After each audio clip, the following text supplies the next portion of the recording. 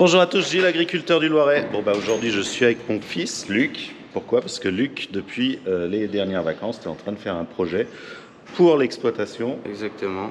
Donc explique-moi un peu ce que tu es en train de nous construire. Alors sur l'exploitation, on a une rampe d'irrigation avec un tuyau souple. Et le problème, c'est qu'avant, on demandait à un autre agriculteur de nous prêter son enrouleur à tuyau.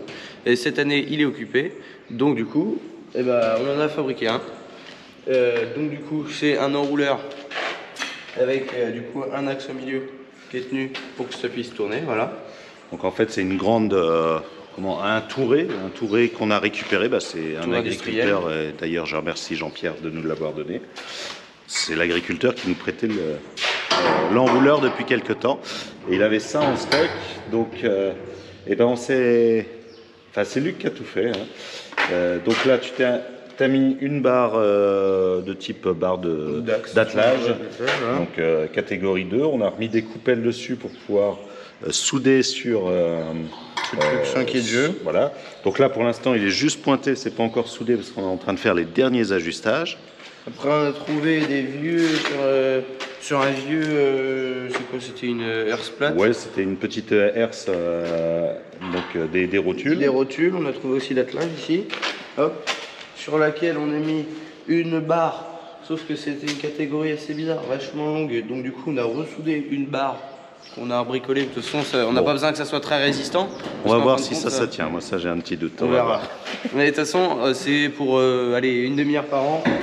Oui, c'est quelque chose, oui, qu'on va utiliser une heure pour, même pas, oui, une demi-heure pour l'enrouler, une demi-heure pour le dérouler. Donc tous les ans. Donc en fin de compte, c'est pas très grave si c'est pas de la grosse ferraille très solide, même si on a fait quand même des trucs. Ouais, le châssis est quand même très costaud. Ça, c'était des anciennes barres de chisel sur un ébras. On a remis avec des tôles qui viennent Super U. Oui, qu'on nous a donné, qui était la structure du magasin d'à côté. C'est là que c'est un peu plus compliqué. Donc du coup, on a mis un 3 points. Enfin non, oui, ça.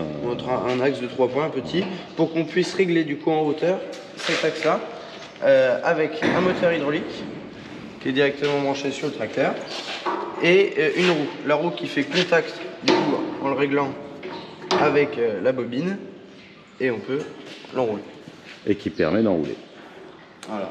Donc là, il y a encore des petits ajustages à faire. Alors, au niveau de la bobine, bon, le moteur est peut-être un petit peu juste, ça va être la grande question. Alors, on a tenté avec un petit peu d'étiré pour lui faire du grip sur la roue. Mais c'est peut-être pas si bien parce que ça va peut-être crever le pneu, on verra bien. Donc ça c'est un test aussi, est-ce qu'il y a besoin de grip ou pas. Après... En fait après c'est un vieux chisel, donc tous les trucs ont été ovalisés. Donc ça veut dire que là on a du jeu sur le côté, donc c'est un peu embêtant. Donc on essaie de corriger avec une rondelle mais ça fait rien. On essaie de corriger en défaisant un boulon, essayer de remettre droit, ça fait rien. Donc on sait pas encore trop comment faire. Est-ce qu'on met un axe au milieu pour que ça puisse du coup tenir, ou est-ce que... On aura peut-être besoin d'un deuxième tirant pour que ça tourne. Mais bon, là on a fait les premiers essais, ça tourne pour l'instant sans le tuyau. On arrive à lancer l'enroulement. Donc tu vas finir de tout souder, de rebloquer tout ça, et puis on essaiera d'enrouler tout ça. Moi je suis quand même très fier de Luc parce que c'est son premier gros projet qu'il fait tout seul, premier projet de soudure. Alors, les soudures sont quand même pas trop mal. Pour une première fois, franchement, je pense que ça va largement tenir. Alors il y a les premières soudures étaient un peu moins bonnes. Mais ça commence, je pense qu'un projet comme ça permet aussi de devenir bon en soudure. On va le filmer un peu quand il soude juste pour voir ce que ça donne. Donc là, toutes les soudures ont été faites à l'arc parce que c'est le poste qu'on avait depuis un bout de temps.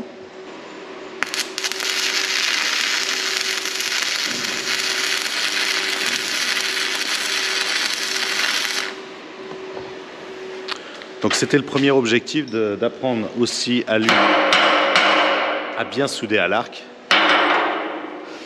Et puis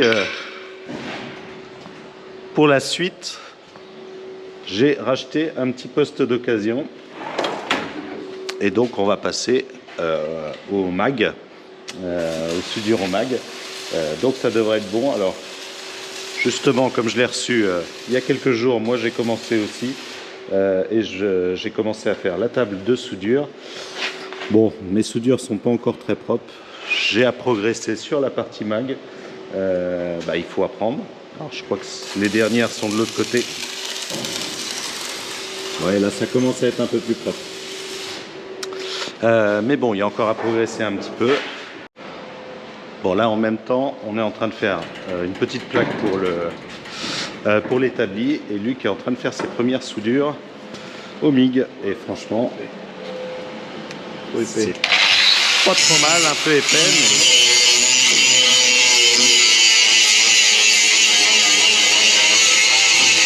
donc ça va permettre d'apprendre tout ça.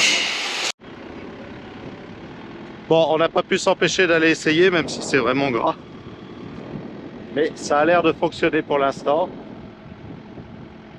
Alors on a quelques petits réglages à faire, mais ça a l'air de le faire. C'est vrai que ça patine un petit peu. Là où on allait tirer, ça patine pas du tout. Je pense que ça va le faire largement.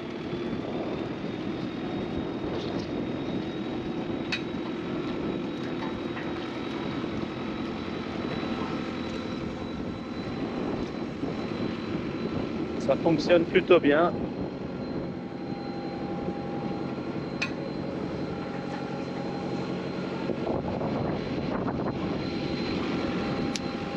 Sort de l'arrêt, hein.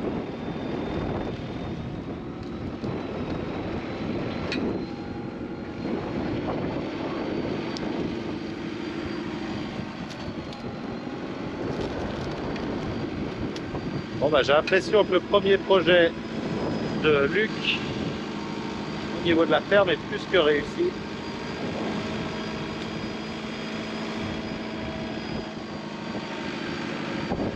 Bon, maintenant il y en a un peu plus de 300 mètres, on va voir si ça va tenir sur la bobine.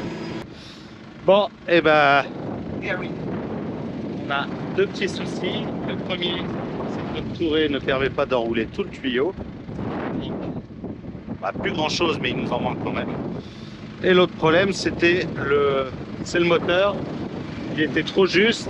Et puis là, il a explosé. Enfin, il a explosé. On a une fuite d'huile dessus. Je peux vous dire qu'on a récupéré ça sur une vieille ensileuse. Ça devait être un moteur accessoire, donc qui ne devait pas servir à grand chose. Et donc il faut qu'on retrouve un moteur hydraulique qui ait de la puissance. Et puis on a encore de la marge pour pouvoir agrandir notre touré entre guillemets, donc il faut qu'on lui mette des rehausses sur les côtés.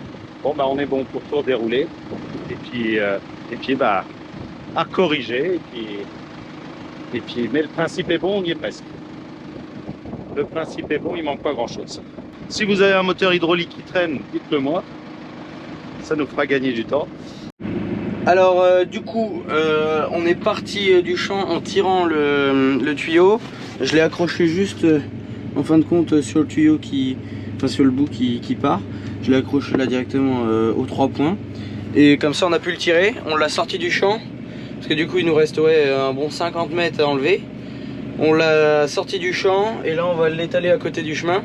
Comme ça on pourra semer dans le champ et puis dès qu'on aura rebricolé un nouveau truc et on pourra justement le récupérer.